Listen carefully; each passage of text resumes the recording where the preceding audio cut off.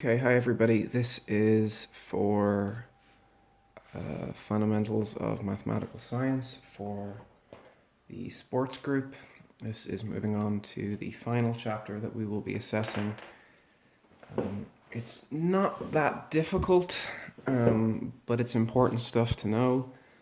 And we will be touching on some terms that you have probably even heard in the media in the last couple of weeks. So,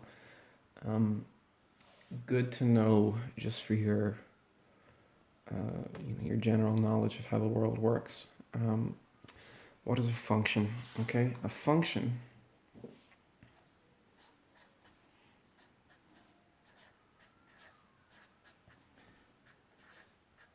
is an assignment rule. Okay.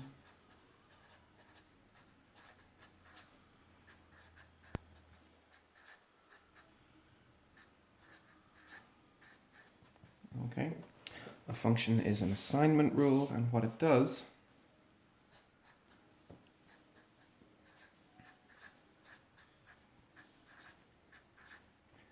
takes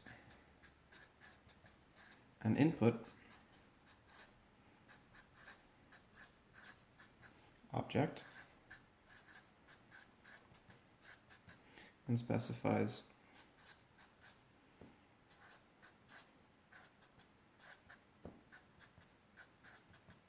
an output.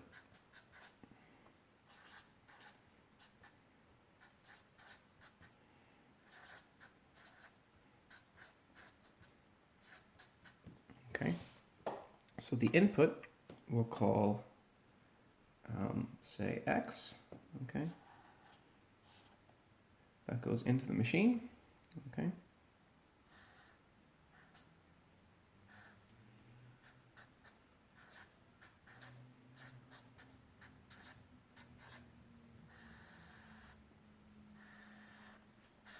And then that gives me some output. We'll call x my input. We'll call this y, which is my output. Okay, so I have a little flow chart there. Okay, so we're typically going to deal with functions of numbers, okay? But that's not the only situation. This can be code, it can be images, it can be almost anything. It can be shapes. It can be human faces. An input could be a human face, and an out could be some Snapchat filter applied to that face. A Snapchat filter is a function upon an input, and the input is a face. Okay, so we'll concern ourselves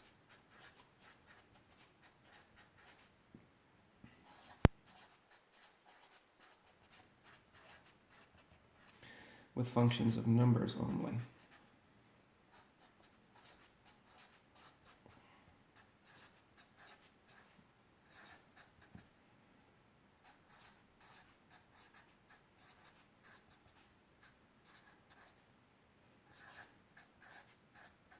Although, of course, the concept is much more general than that. Okay, much more general than that. And here's the very important thing. For each individual input, I must get only one output. Okay? So each input value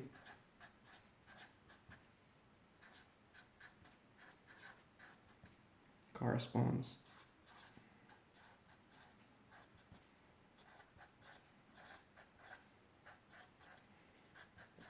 to exactly one output.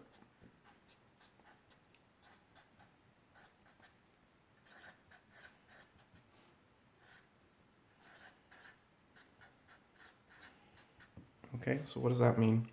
Okay, that means that this is not allowed. I can't take my input. Okay, I cannot take my input, put it into my function,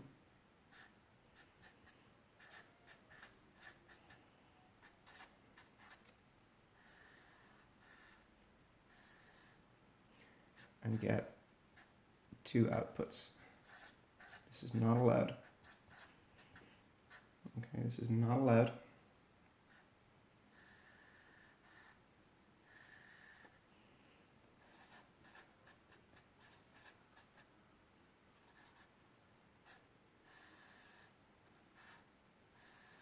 Okay, so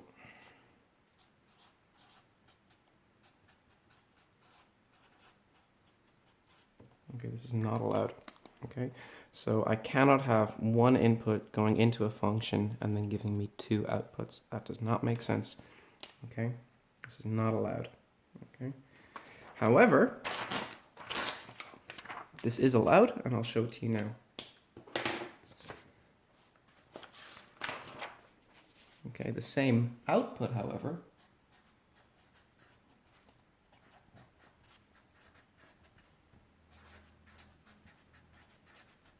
can be obtained, potentially be obtained,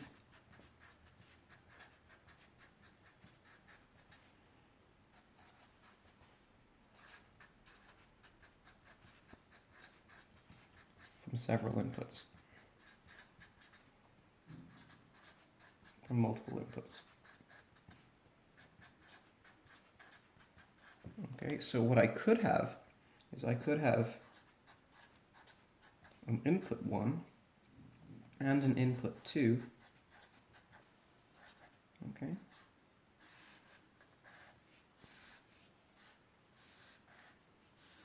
Both of which go into the same function.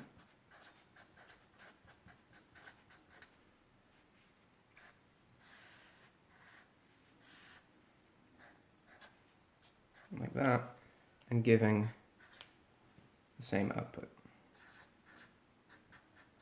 Okay, that's entirely possible. Okay, so that is absolutely the case. Okay, this is all absolutely allowed. Okay, so I hope you can follow my schematic there. Okay, and these are very different pictures. Okay, not just because I've drawn them slightly differently to fit the pages, but this is one input with multiple outputs, not allowed. This is multiple inputs giving one output, that is allowed. Okay, so let's have some examples, easy enough ones, but still, we should have a look at them.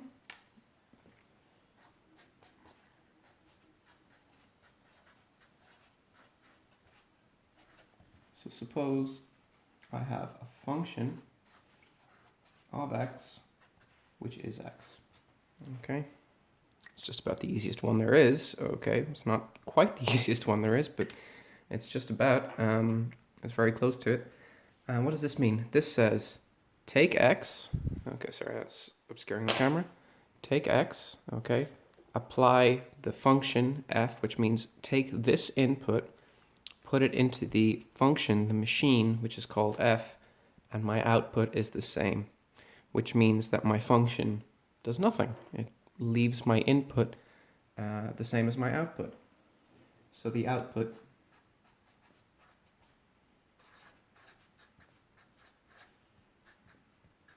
is just the input.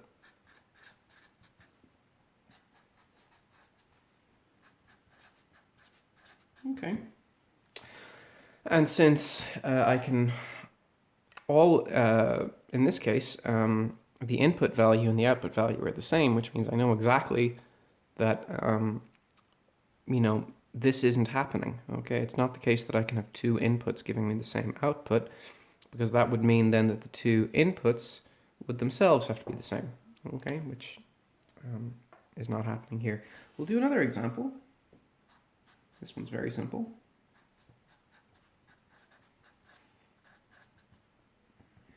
Okay, let's say I have some input x, I put it into my function, and I always get the number 3. Okay, what does that mean? For any input,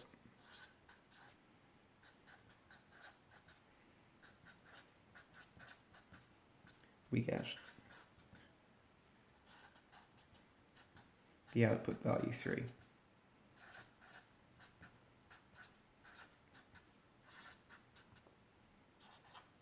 Okay, this is fine. Okay, this is absolutely fine. Okay, that's like this. Okay, where I have multiple inputs going into the function and giving me the same output. This is called a constant function.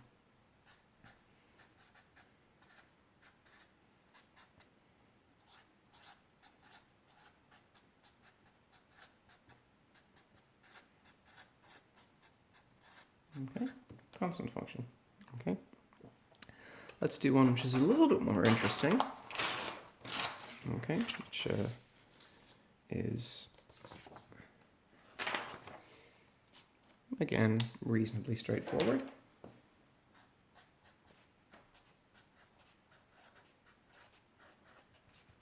Let's say I take my input x, put it into the function f, and that tells me that I get x squared. Okay, so this says whatever input number you have, square it, and that's your output. So the output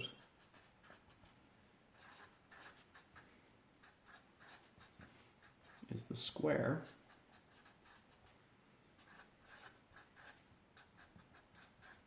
of the input.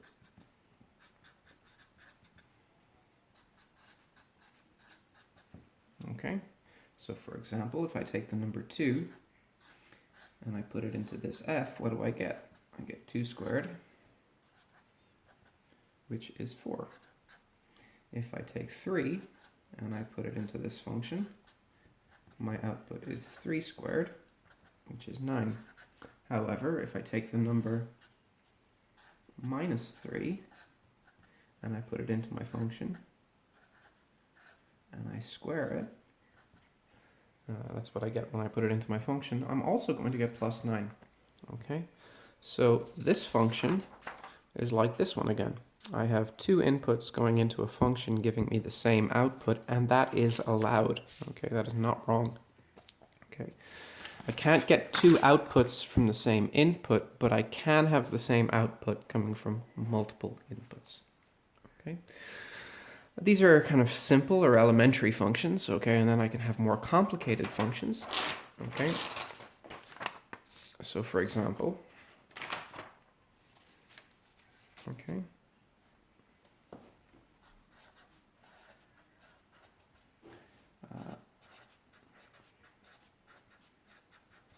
more complicated functions.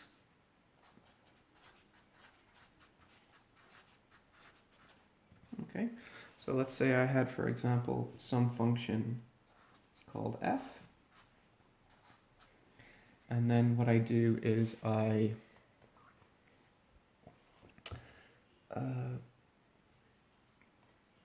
take 2 times its cube plus 4 times its square minus 2 times itself plus 7. Okay. So this one is more complicated, obviously. It has not just a single term, but it has multiple terms. And if I wanted to input a value here, so suppose I want to input f of 2, I have to do all of these things together. I would have 2 times 2 cubed plus 4 times 2 squared minus 2 times 2 plus 7. Can work that out. 2 cubed is 8, so that's 2 times 8 plus 4 times 4 minus 4 plus 7. And now that's 16 plus 16 minus 4 plus 7, which is a total of, this is 32, 28, 35. Okay. More complicated, but not still very difficult to do. Okay. Okay. Now, the way we say this is f of x, or the function f applied to x is 2 times the cube plus 4 times the square minus 2x plus 7. You're sure you've heard all of that before. Okay.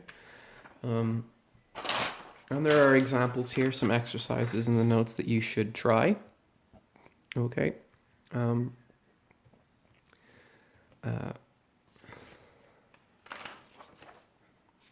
Okay. Also, the important thing about a function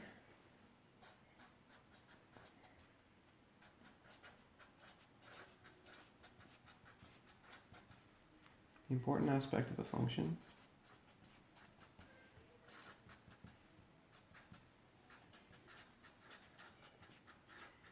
is its assignment rule.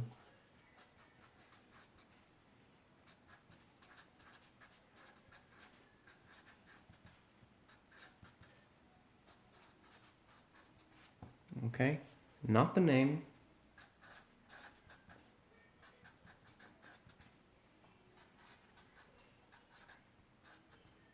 not the variable.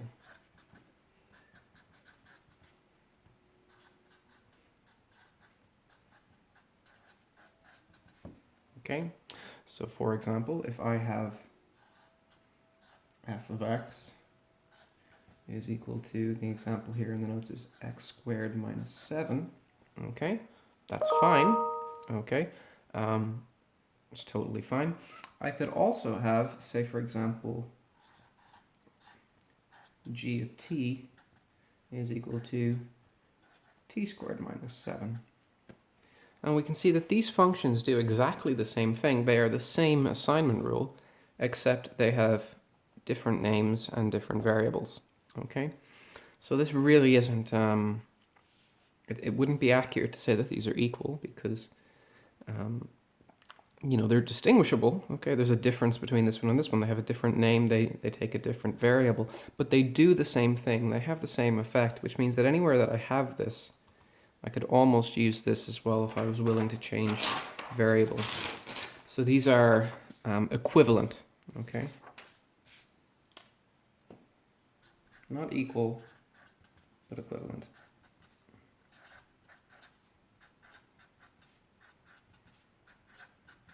Okay, they only differ by a change of name and a change of variable. The assignment rule is exactly the same. Okay. Okay, so there's some exercises here, all of which you should do. I would hope that you try them. The next bit here is graphs. Okay.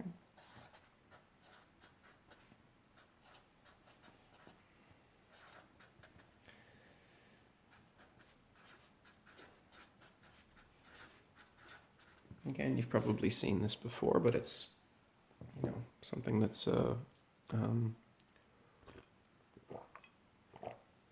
it's important. So we'll have a look at it. Okay, so let's say I have a function, okay, f, which takes a variable x, takes an input x, and gives me an output called y, okay? We can plot the graph.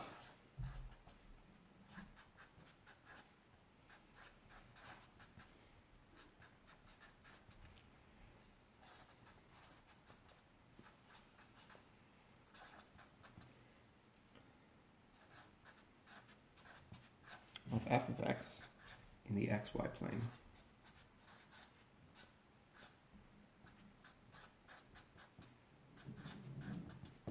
Okay, so for an example,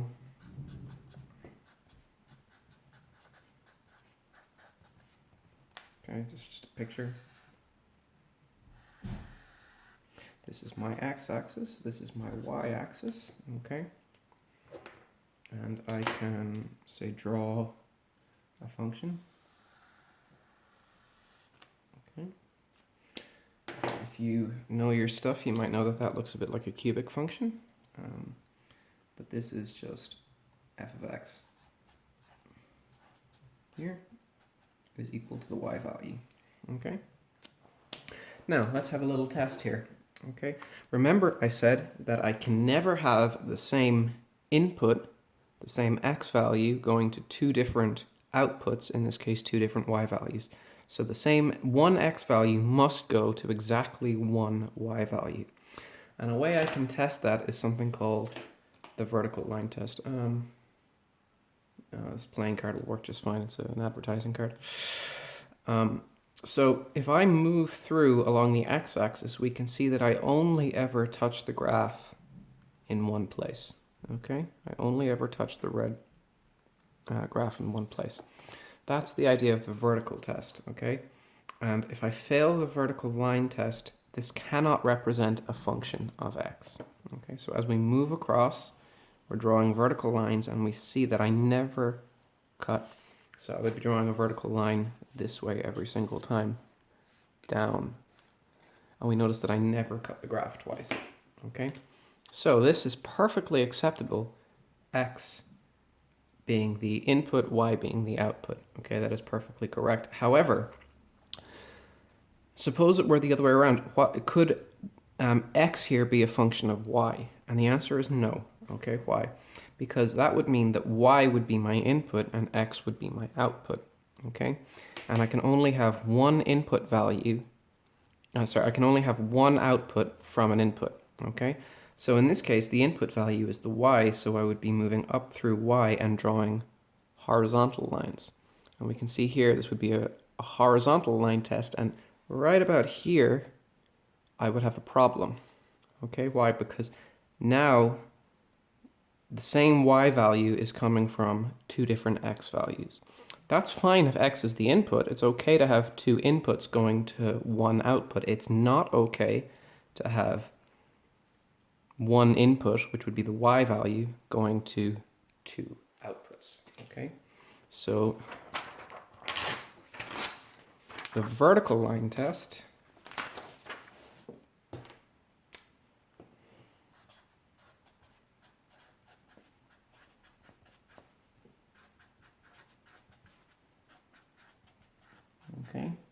checks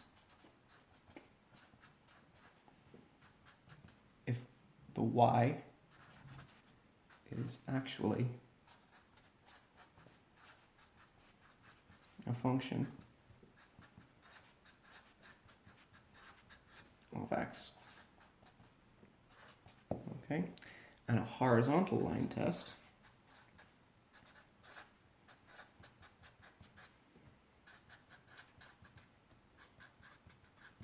checks if x is a function of y. Okay, so let's see some examples.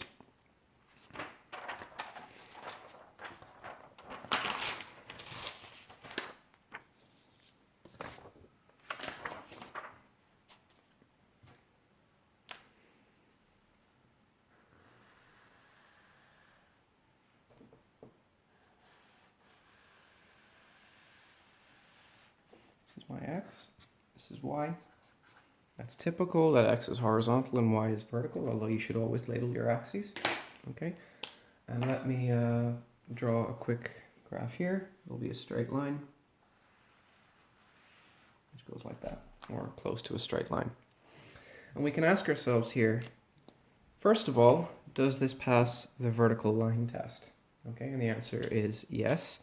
If I move across the x-axis, I can see that I only ever have one y value associated to each x value, like that. Okay, and if I maybe I'll use something a little bit bigger. I think it's back to the card again. Okay, say I go across up the y-axis. Say I did the horizontal line test. Now I can move up, and I notice that yes, actually only one x value is associated to each y value. Okay, so here y is a function of x.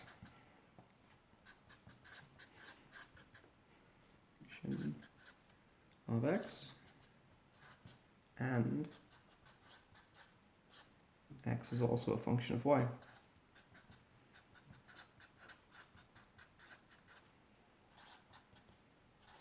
They're different functions,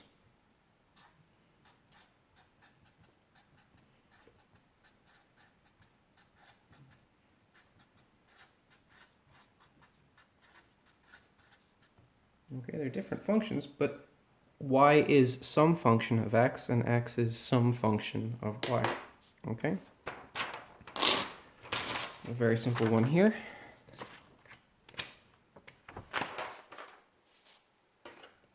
Let's say I have another one here. I have another. This time, I'll draw my curve. Again, label the axes y and x, and let's say I draw my curve. And let's say I draw it like this. Okay? So the question is x a function of y? Is y a function of x? Well, for y a function of x, I need the vertical line test. And as we move across, we see that the vertical line only touches the graph in one place, so that's completely fine. Okay, so y is a function of x.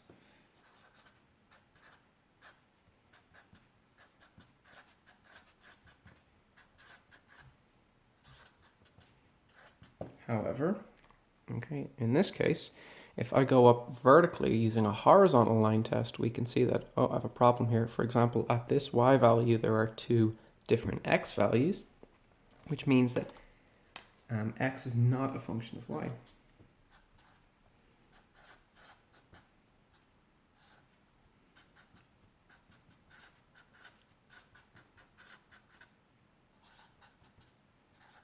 Okay, x is not a function of y. This is kind of like an x squared type graph. Okay, y is some kind of x squared type thing, quadratic. Okay, I have another one here, which is a little bit more interesting. Say I had something like this.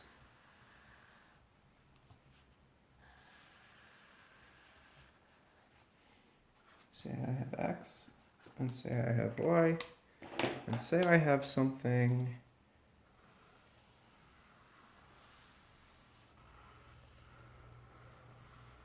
like that, like a closed curve. Okay. Well, is this a function in x or is it a function in y? Okay. Well, try the vertical line test.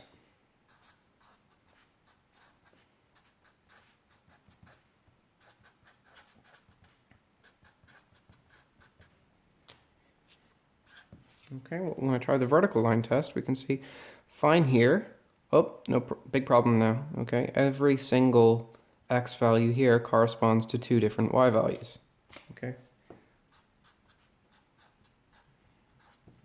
This means y is not a function of x.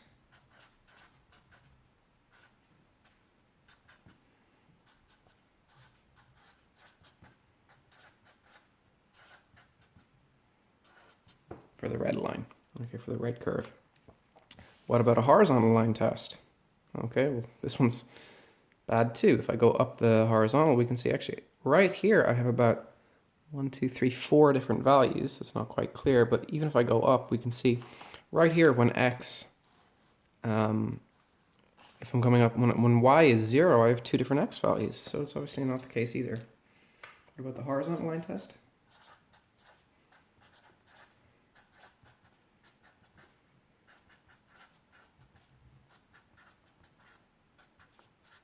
It's also a fail. X is not a function of y.